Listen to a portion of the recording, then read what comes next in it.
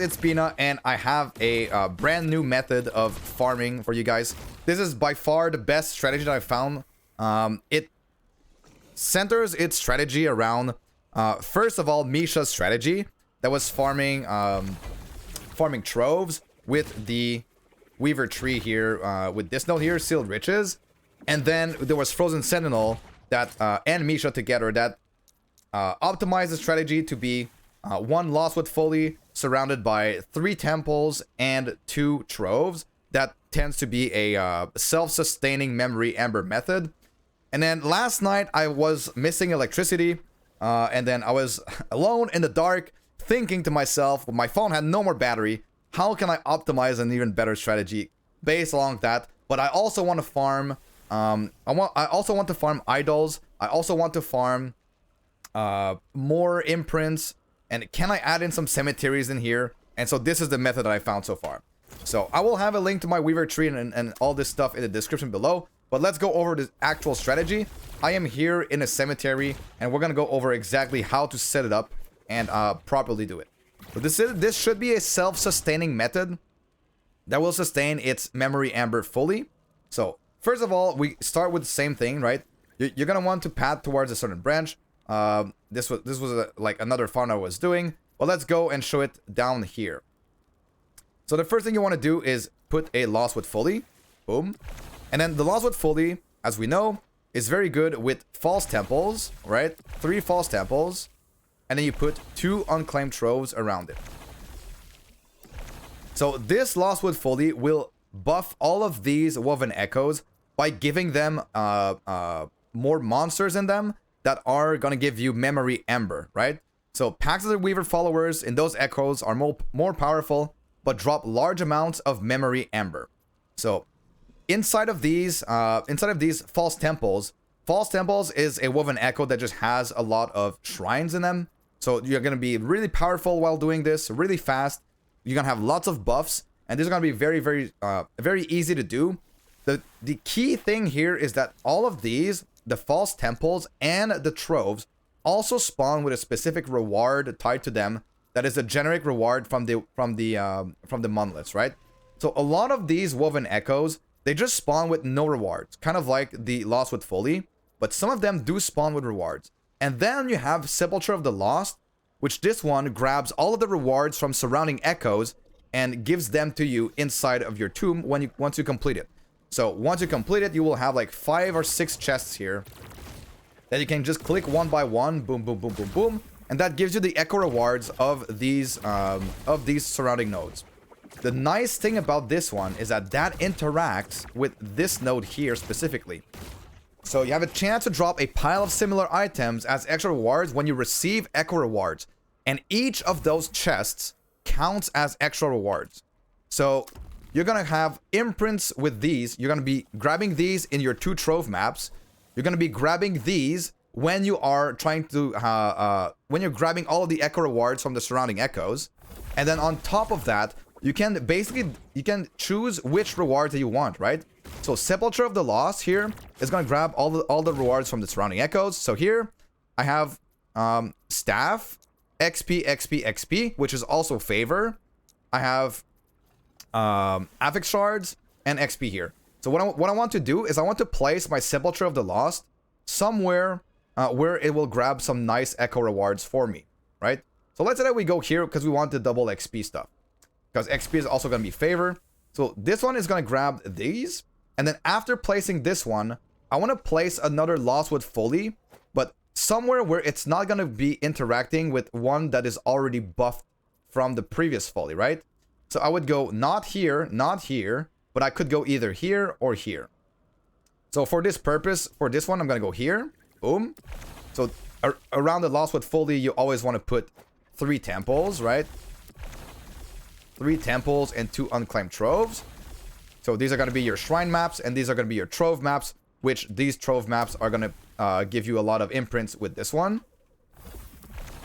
So that's the initial setup. But there's even more. There is even more. If you have a lot of currency or a lot of Woven Echoes, you can do some even crazier stuff with the Vessel of Chaos here. And I'll try to have. I should have enough echoes to do it, Let's see if I can actually do it. So now that we've placed another one, after this, we always place another Sepulchre of the Lost. So, Sepulchre of the Lost, which echo rewards do I actually want? We could go either way here. Let's see. I want to try to find a way that I have like a specific echo that, a specific slot that is empty, so that I can like circle around here, keep an empty slot, and then I'll have the Vessel of Chaos to re-roll the bad rewards that I don't want in my echoes, right? So how I'm going to path through here is that I am going to path through all of the good rewards first. Well, first of all, you do want to do the Lost with Folly, right? You always want to do the Lost with Folly first, and then you path through all the good rewards. You path through the good rewards, you path through the good... You try to not grab the Sepulchre of the Lost if you can, because with the Vessel of Chaos, you'll be able to re-roll all of the surrounding echoes, bad rewards, into better ones, right? So you want to try to keep them for either runes to get more runes of Havoc, more runes of Redemption, or get more XP tomes and stuff like that, right? So here I'm going to try to path through Sepulchre of the Lost. So this is like this, boom, boom, boom, boom, boom. So let's say that we path, let's say that we path here. So we got another Sepulchre of the Lost. And then after every Sepulchre, you want to place down a Lost with Folly that will not be buffing any of the echoes that are already buffed. So I'm going to place it here. So around the Lost with Folly, I always put a 3 false temples. Boom, boom, boom. 3 false temples, 2 troves. And then after this setup, I place another Sepulchre of the Lost for the good rewards. Or I could also path like this, right? So if I path... Yeah, this should be fine. I'll put one here. And then after my Sepulchre, I always place a Lost with Folly, which I cannot put here because this one's already buffed. This one is already buffed as well. So I have to put it here. Around my Lost with Folly, I put 3 other false temples. Boom, boom, boom. Keep in mind that the Sepulchre of the Lost is also self-sustaining. So all of these echoes, if you do it properly, if you do the Lost with Folly first, they are all going to be self-sustaining memory ember, and so you will be able to do it, to do everything infinitely, basically. And then you put 2 unclaimed tropes here. And then, for example, after pathing through all of these, you know, because this one, you can't really place another Lost with Folly here, because you would be, you know, it would not be very efficient. So these slots can be used for Vessel of Chaos. Vessel of Chaos, you will probably just have some. You will drop some in all of your echoes. So this one I don't really count in the self-sustaining method. And it's just an extra, right? So after doing this, see how this covers a lot of area? So if I place this here, so I won't be placing anything else here. It doesn't really matter. This is like a safe spot where you can place a Vessel of Chaos or anything else that you want to craft on or something like that. This one will reroll all of the surrounding rewards. So if you've just pathed through all the good ones, then this will reroll all the bad ones, and those bad rewards can become good, and then you can go do the Sepulchre of the Lost to grab all the good rewards again from all of the separate ones, and that will proc even more imprints with Echoing Riches. So you're basically getting your imprints from killing monsters in your regular echoes. You're getting imprints from opening lost caches because you have 2 trove maps per setup, basically. And then you have also, every time that you're doing a cemetery, every time that you're doing a Sepulchre of the Lost, you're getting essentially 5 rewards, because you're always going to have one of the Lost with Folly next to it, which doesn't have a reward. But you are going to grab 5 rewards from the surrounding echoes, which are going to proc your Echoing Riches at 5 for 1 echo completion. So that is just absolutely crazy. So this is the new strat that I have. I think it's a really good one. So not only do you farm all of your imprints, you also farm your idols, because you're going to be adding a cemetery, right? So in this one, you're going to be adding a cemetery, which has a lot of Weaver monsters. Your Lost with Folly also adds monsters. So Memory Ember positive, idols, imprints, all the echo rewards. It just fits everything perfectly together, as well as with the Vessel of Chaos, which just rerolls the bad rewards into good ones. I think this is an insane method that is self-sustaining, that is a bit It's like having an upgrade and an upgrade over like another farming strategy. So maybe tomorrow there's even a more a better one still, but I feel like this one so far like tries to leverage a lot of the stuff from the woven tree. Most of the good stuff from the woven tree, and you can see here that I'm grinding piles of runes as well. I am trying to go for as many piles of runes and experience as possible. So this is why I'm blocking this. We can talk about the weaver tree a little bit here. I'm blocking these nodes to get as much experience and rune rewards as possible. But even blocking these, you will find more of the good rewards on your tree. You will find more of the idle ones, more of the unique item ones. Just blocking the bad rewards is fine. And as you are setting this up, after you're done setting all of this up, you can unspec from these nodes because your rewards are already going to be on your tree, right? So on your timeline. All of these rewards, they don't change. So since they're already set in stone, you can then remove these points, 1, 2, 3, and then spec them somewhere else. Where maybe you want to go for double reward chance. Maybe you want to go, you know, it's up to you to go wherever you want after this. But this is what I'm doing. I am grabbing like the increased memory amber drop chance to be even like make sure that I'm like amber positive.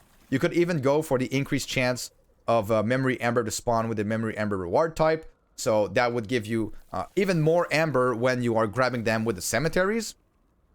I am of course going for all imprints here. I am blocking these rewards. I am grabbing all of the exalted items pile chance from lizards because we are fully speccing into lizards. I'm just grabbing all of the nodes for loot lizards because you will spawn a lot of in the shrine maps. You will spawn a lot of shrines that are just lizard shrines.